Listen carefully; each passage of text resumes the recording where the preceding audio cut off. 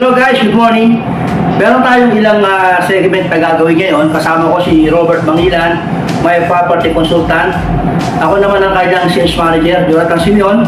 Meron tayong ilang mga katanungan na sasagutin, mga concern na ating mga buyers or ating mga clients. So, nandito si Robert Mangilan para itanong niya sa akin yung mga tanong na ating mga buyer. At ang iyong lingkod, sasagutin ko yung kanyang mga katanungan. Okay? Start tayo now. Robert? Sa kagaya ko na empleyado, kumikita lang ako ng 50,000 monthly. Yes. Kaya ko ba kumuha ng unit ng DMCI? Yes, kaya mo sir. Bakit? Kasi ang DMCI ay nag-o-offer lamang ng mas mababang monthly. Actually, meron tayong 16,000 a month lang na unit, may 20,000, may 25,000. It depends doon sa unit na kukunin mo. Kung halimbawa, studio type lang, one bedroom, so kaya mo yun kung kumikita ka ng 50,000 a month, sir. Ang tanong ko susunod dyan, sir, ano naman malaki ang ilalabas ko? No, sir. Actually, maglalabas ka ng 20,000 pesos for reservation fee. So, maglabas mo ng 20,000, ang next na gagawin mo na, magpapasa lang tayo ng requirements. Then, magpupusida tayo dun sa monthly payment mo na 16,000 pesos. So, depende dun sa unit na kukulit mo. Ulitin ko, depende kasi meron tayong studio, 1 bedroom, 2 bedroom, and 3 bedroom. So, pag labas ko ng 20,000 reservation fee, ang magiging monthly ko nasa 60,000. Kung ang kinuha mo, halimbawa siya, studio type. So, ang studio type kasi namin siya, more or less, nasa 16,000 to 18,000 a month Kaya kaya mo yun siya. Kaya na. Sige. Pwede ko ba siyang pagkakitaan? So, upon turnover nung unit, gusto ko siyang gawing staycation or parang Airbnb. O pwede ba yun? Napakaganda ng tanong ko, sir. Actually, ito nga talaga ang ino-offer ng DMCI sa ating mga kaubayan, ano? Lalo na sa mga kagaya nito na mga empleyado na gusto mag-invest sa real estate.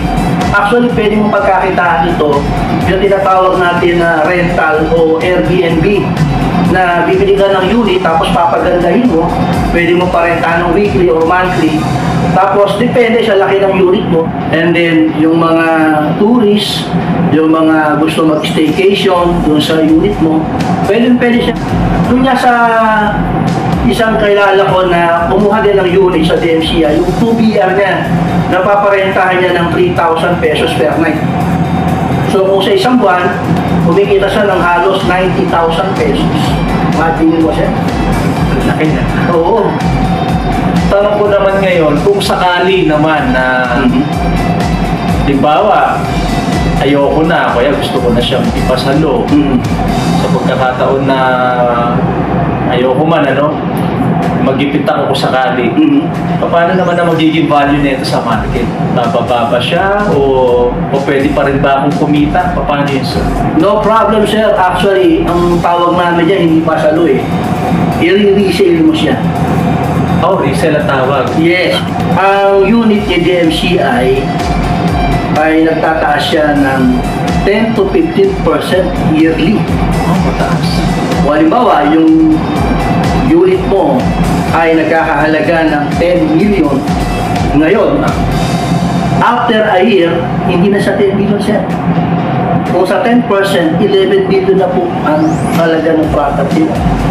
So kung after 5 years, gusto mo na siyang i-resale, hindi ko pa yung tawag namin na sir o i-resale, sir, kung ano po yung dinideklarang value niya after 5 years, yun na po yung halaga ng unit mo na pwede mo siyang ibenta. Lalo na kung di ka naman nagmamadali, sir. Pwede mo siyang ibenta na talagang kikita ka. Lipat na lang kung talagang gipit na gipit ka, sir. Alam mo naman, sa pagbebenta talaga ng property, pag gipit na gipit ka, kahit na mahal ang bentahan yan, pag talagang gusto mo ibenta ng palugi, nasa iyo yun.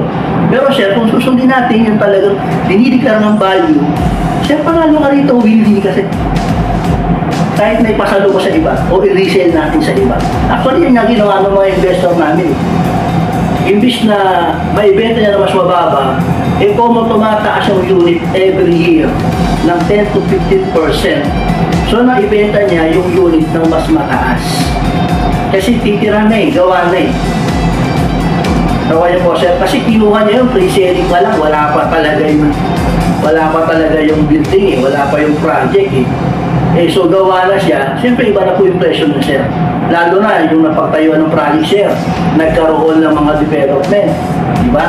Halimbawa, nagkaroon doon ng mga establishmento, nagkaroon ng MRT, diba?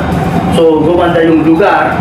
Siyempre siya, mas mataas yung value ng unit mo. Kaya pag nire-share mo yun, hindi ka talo. Lalabas tumubo pa ako. Yes, tumubo ka pa. So, kung pwede ko po siyang i-resell, tapos pag Yes. gusto kong kumuha ulit ng panibagong unit, makakakuha ko ulit. Yes, pwede siya. Kasi hindi ka naman blacklisted kay DFCI kasi hindi naman po napabayaan yung unit mo eh. Actually, meron bumili yung iba.